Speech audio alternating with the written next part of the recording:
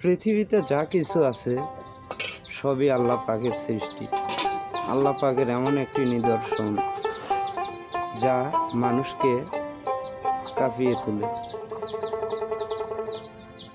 যেমন এই যে নীরব নদী, পাহাড়, গাছপালা, আরো অনেক কিছু।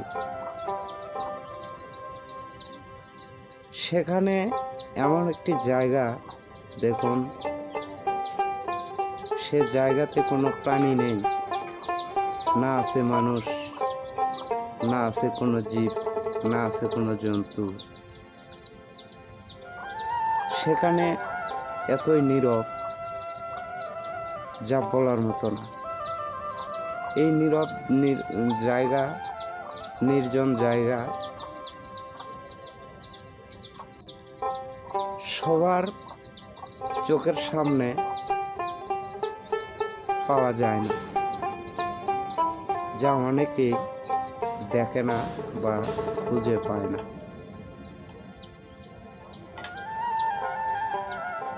এই জায়গাগুলো দেখলে মনটা জড়িয়ে যায়।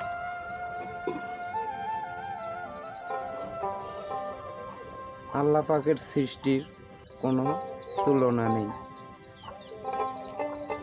কত ঝর্ণা, কত নদীর স্রোত বা কত ঢেউ, এসব জায়গায়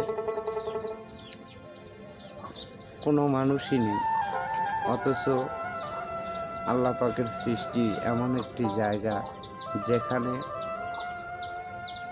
প্রাণহীন কোনো পশু বা কোনো মানুষ সবাই বেঁচে থাকতে পারে। সেসব জায়গায় কোনো মানুষ নেই বা কোনো পশু পক্ষী কিছুই নেই।